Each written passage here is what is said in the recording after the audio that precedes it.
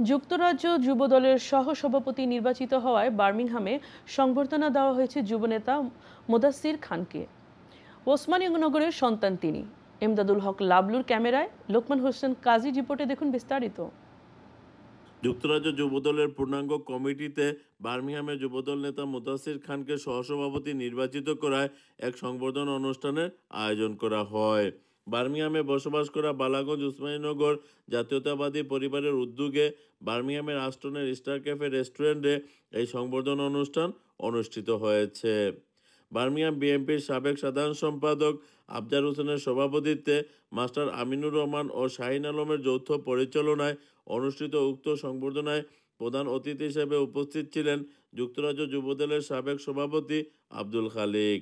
আর বিশেষ অতিথি হিসেবে উপস্থিত ছিলেন ওয়েস্ট মিডল্যান্ড বিএনপির যুগ্ম সাধারণ সম্পাদক গুলজার আহমেদ ফয়সল। তৃণমূল থেকে উঠে আসা এই কর্মীকে যুক্তরাজ্য যুবদল যে মূল্যায়ন করেছে, আমরা বার্মিয়ামবাসীর পক্ষ থেকে সবাই তাদেরকে আন্তরিক ধন্যবাদ এবং মোবারকবাদ জানাই।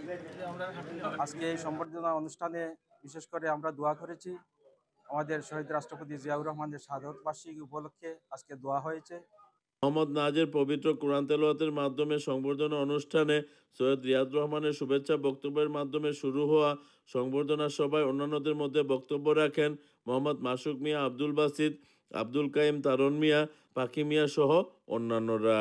মুদাসির খান যুক্তরাজ্য যুবদল থেকে তার উপর অর্পিত দায়িত্ব পালনে সকলের সহযোগিতা কামনা করেন। যারা শ্রম দিচ্ছে তাদের জন্য মূল্যায়ন হয়, সেই কাজ আমি আমার ব্যক্তিগত যতটুকু করণীয় করার আমি ততটুকু করব। সাবেক রাষ্ট্রপতি শহীদ জিয়াউর রহমানের ৪৪তম শাহাদাত বার্ষিকী উপলক্ষে বিশেষ দোয়া পরিচালনা করেন বার্মিংহাম সিটি বিএনপির সাবেক সাধারণ সম্পাদক আফজার হোসেন।